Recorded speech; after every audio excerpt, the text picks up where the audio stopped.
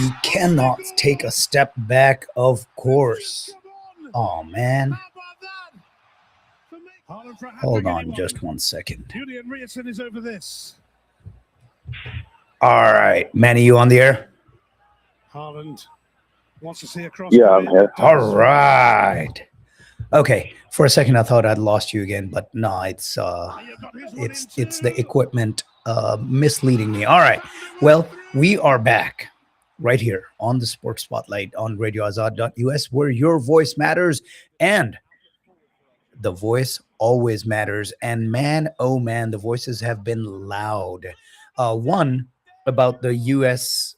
soccer team just not being talented enough, right? And Shep kind of touched on the fact that we haven't been doing a great job of developing goalkeeping talent of late, and that definitely showed. You know, when you lose a match 4-1, all else aside, your goalie did not do his job well enough. I mean, I'm sure in the game of soccer, there can be a time where you lose a match 4-1 and the goalie did everything right, but it's going to be rare.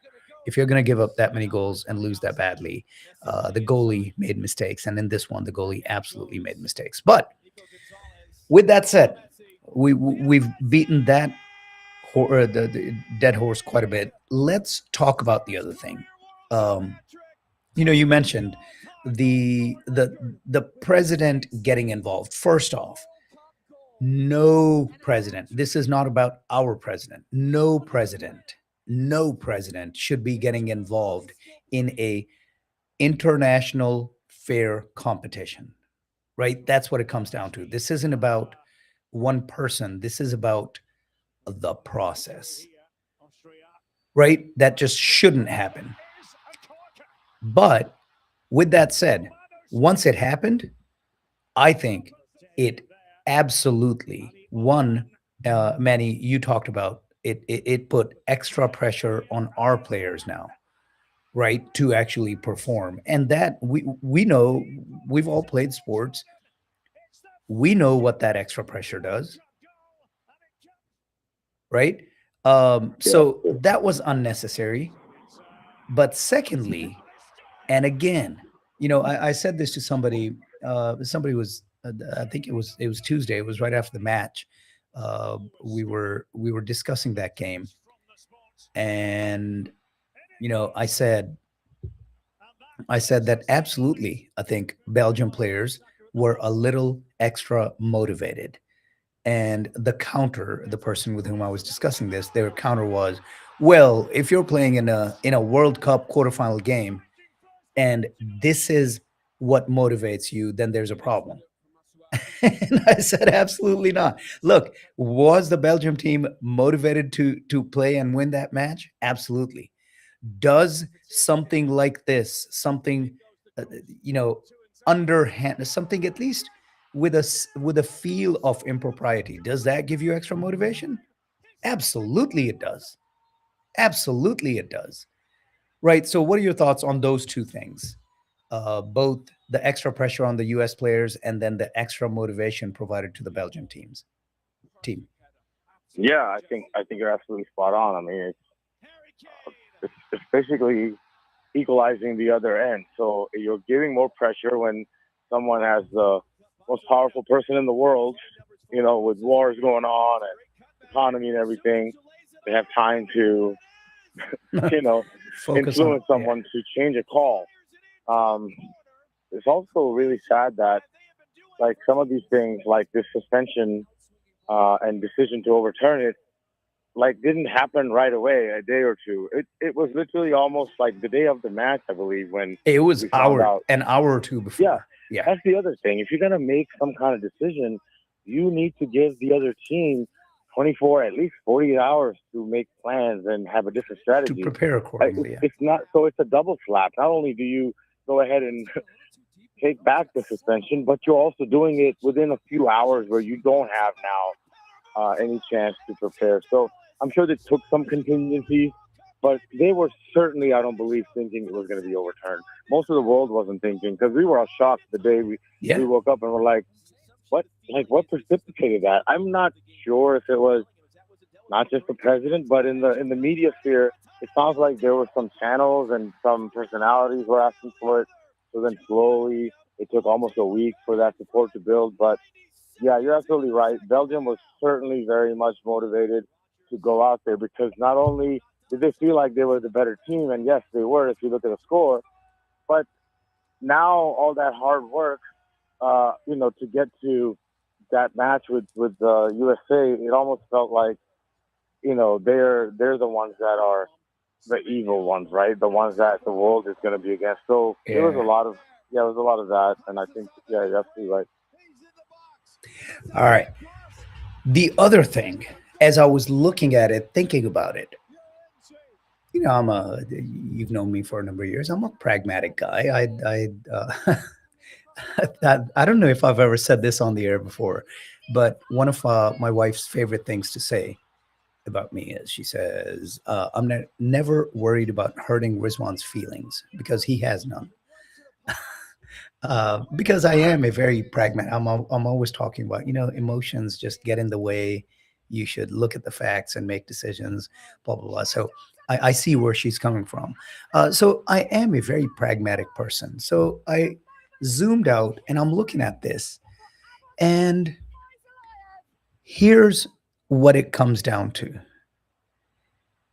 the insertion. And look, we know and we're definitely crossing over we're not even teetering on the line right now. We're definitely crossing over from sports into politics here, but we do have a president who likes the spotlight. But all he did by inserting himself into this situation, and that's exactly what he did, he inserted himself into the situation. All he did was make things worse on so many levels, right? The extra added pressure on the US players was unnecessary and wouldn't have happened without the self insertion of the political president of the country into a matter of sport. The extra added motivation given to Belgium was unnecessary. But I firmly believe if this had not happened, if this insertion hadn't happened, and the overturning of the ban takes place, even if it's within hours, but I think it would have taken it might have taken place a little sooner than that. If that happens, there would be less controversy because they found an obscure rule to overturn it, something that I think hadn't been used in 40 years or whatever it was. But technically, they were maybe not understandable, but they were within their rights. FIFA was within their rights to technically overturn the ban. So if the insertion by the president hadn't happened and this overturn happens, there would have been less outcry, less controversy, less of all of that. Yeah. So it served no purpose except a triple harm. It harmed so many things, and I just that's what it comes down to. We need to leave politics out of sport. I've been saying that for years, for decades, and unfortunately, right now, I mean, this World Cup, as exciting as it's been, as exciting as it has been, it has not been without political controversy on all these things that you mentioned before, right? The double standard on the treatment of folks from a certain region, geographical region, absolutely that's happened, right? The unequal application of the rules, where at least it seemingly looks like it is geopolitical, absolutely. Now, you could say that it's not geopolitical. It's just that those teams are the second tier team, as opposed to we do this in cricket, right? The cricket world has the the main teams, right? The the 8 or 10 teams: England, Australia, South Africa, Pakistan, India. Mhm. Like those are the main teams, and often they will get slightly favorable a favorable treatment, as opposed to a Ghana or a Ireland or a Scotland, because they're the young up and comers. They're not established. I get it. And I will certainly say that part of the argument here could be that Egypt is a less of a legacy team than Argentina is. And maybe that's all it is. It's just that, you know, I think we can have arguments both ways, that yes, there was a unequal treatment due to geopolitical reasons, but there was an unequal treatment due to your legacy status within the sport. And those things, the Venn diagram for those two things is almost a circle. I get it, but there was zero reason for for a political insertion into a matter of sport. That's what it comes down to, as far as I'm concerned. And all it did was bring a lot of harm, and ultimately resulted in what? The Belgians mocking us and our president after beating us, doing the YMCA dance. That's embarrassing, right? That's embarrassing to me as an American. Like, I didn't want to see that, but it happened. So yeah, it was less than ideal, all of it, but ultimately very, very disappointing for Team USA to lose 4-1 against Belgium. It was just a terrible outcome. If it had been a respectable, a 3-2, a Mhm. 2-1 loss, it would be more palatable. But as it were, 4-1, not great. So, do you think this has taken us back? I'm sorry. Do you think this has taken us back as a country, as far as the development, excitement, all of that? Or, I Look, mean, I these felt are some of the best like ratings apparently, and this was one of history. the most Yeah, talented soccer team we'd ever had. Yes. yeah. I think what it did was, Shep was spot on. I think what it did was it The difference highlighted in our like development. So yeah, it we highlighted don't the have it fact that here. we're not developing goalkeeping talent. Mhm. And again, Manny, you and I have played many sports. We cover all sports. And that old adage that kind of started with football, but it goes across sports, right? Mhm. Offense sells tickets, defense wins championships. That is more true in soccer than anywhere else, Mhm. right? Why are we talking about France so much, how they're dominating? Why are we talking about Spain so much? It's their defensive prowess, right? The fact that you can't, it's the old Maddenism, right? Well, if you score more points than your opponent, you're gonna win the game. So if you're not letting your opponent score at all, guess what? You're gonna win a lot of games, right? So in soccer, more than anything else, I think and it takes discipline, but defense wins championships, and that's what we're seeing. We're seeing on that left side of the bracket between France and Spain, two of the best, if not the two best defensive teams squaring up. We'll see how that goes. I expect that to be a 1-0 result. I would not be shocked if it goes to a 0-0 penalty kick shootout, right? I would not be shocked at all, because these are both very fundamentally sound, defensively sound teams that put a lot of pressure on the opposition by the mere fact that they will not let you score. So it's going to be a defensive soccer lover fans just dream. I think this match is. And on the other side, whew, I think there are. Uh, I would love to see how the officials officiate that match. If Argentina continues to get away with as much as they have, or if that comes to a stop. And boy, oh boy, here's so Argentina's gotten all the calls right so far. If they all of the sudden stop getting calls because they're now playing England, Mhm. boy, that just highlights the whole intentional unequal application of the right. If it's if it's Argentina against Egypt, Argentina gets the call. If it's Argentina against England, England gets the call. Then we've got bigger problems, right? So I mean, ultimately, it's left a very bad taste in my mouth about the sport. There was so much excitement, right? We talked about it here. It was Yeah. taking the nation by storm.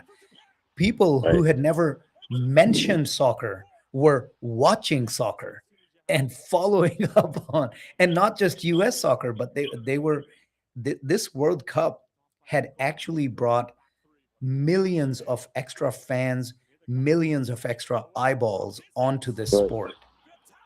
And for that to within a 3-week span, for it to end in the integrity of the sport being questioned, shame on FIFA and shame on everybody involved for having taken all of these steps to have gotten us here. Because this was for soccer fans, this was the moment that they've been asking for, pining for, hoping for 30, 40, 50 years here in the States, right? Everybody, this was almost when this World Cup started, it felt almost like a March Madness, right? This is because it's folks who haven't watched a single game all season will start talking about the bracket, start filling out the bracket, start following the bracket. And that's what the World Cup felt like. It was folks who were not, there's a core group who have always been fans, like Shep was talking about. He played in high school. He's talked about. I remember back in college, I'd go over to his apartment and he's got a soccer game on, and I'm like, "What are you doing? Like, who watches soccer?" So there is a core group. You've been a fan of soccer for decades, right? There's a core group who've been fans, but what this World Cup did was it brought out everybody. Everybody was following it, and it's a shame that that they've been able to reduce all of that enthusiasm due to an uneven application of the rules of the sport. Because ultimately, we watch sport because of that, because there's equal competition, and it comes down to effort and grit. And when you're unleveling the field, then then people aren't going to watch it. So FIFA has a lot of work to do. A lot of work to do. Hey, do you want to talk just a little bit in the next 5 minutes about this tennis tournament going on across the pond on the grassy courts of Wimbledon? Have you been following it? The men's final is going on right now. Sinner and I can never say it's Zverev. I can never. For some reason, I want to call him Zverev. Yeah. But yeah, No, it's not Sinner easy, and man. Zverev are locked in. Last I checked, about 10 minutes ago, they were in the tiebreaker for the first set. The set being tied 6-6. I'm sure there's a. Let's see. Let's see what we got. Oh wow. Zverev pulled it off. So Sinner has lost the first set 7-6 in a tiebreaker that went extra. Tiebreaker was 9-7 Zverev, and he has turned around and won his first. Zverev got his serve, and he might be hoping to break Sinner here. So here's the skinny. Zverev won the first set 7-6, 9-7 in the tiebreaker. He won the first game of the second set, so he's up 1-0. And with Sinner serving, Zverev is leading him 30-15 in this second game. Boy, if he breaks it here, Sinner is going to be in a bit of a trouble for sure. Anything you've seen from this match that you want to talk about before we move kind of backwards over the last couple of days? I actually did not. I was, like I said, traveling, taking my daughter back. So I did. I mean, the only thing about Wimbledon I seen was when Serena attempted to come back, and I know that was a couple of days ago. Yeah, so she got hurt right off the bat, man. Yeah. But no, I have to add on this one. So. All right. So the ladies' final took place yesterday, and it was again disappointing for us here in the U.S. as Coco Gauff did not make it. You know, she is the young talent, and I guess not so young anymore. She's almost 17, maybe 18 now. And not just in the sport of tennis, but especially on the ladies' side, I think, where you peak at 15, 16, 17, she's right in her prime right now. And of course, the Williams sisters absolutely disproved that notion by staying in their prime into their late 30s. But by and large, on the female side, the peak of a female tennis athlete is about 16 to about 24, 25. That's when the decline starts. So we were hoping that Coco Gauff would be able to pick up the Wimbledon here, as so many of the higher seeds lost, but to no avail. It ended up being Noskova and Mukova, the number 9 and the number 10 seeds, ending up going up against each other, and the 9 seed Noskova wins it in 3 sets, 6-2, losing the second 7-5, and then winning the third easily 6-3 again. So the 9 seed Noskova, Linda Noskova, pulls it off, wins it for the ladies, and the men's side is happening, as I said, right now. And we'll see which way it ends up going. But we'll see that after we come back from this break. Manny, always a pleasure, man. Thank you for your insight. And hey, look, semifinals coming, 3 matches left in this World Cup, and we will be here to break all of those down when we come back next Sunday at 10 a.m. Manny, always a pleasure. Enjoy the rest of your Sunday. Thanks, buddy. Thanks for having me. Have a good rest of your day. Of course. Thank you. All right. That was Manny from Kansas City. Always a pleasure to get his insight on the world of sports. I'm your host, Rizwan. Here comes a break. We're going to come back from the break. Maybe Rahul will join me. Maybe not. We'll find out. But regardless, we're going to swivel the spotlight over to the world of cricket and talk a little bit of cricket when we come back. You're listening to the Sports Spotlight on Radio Azad. This is Radio Azad, streaming in Dallas, Fort Worth, and all around the world.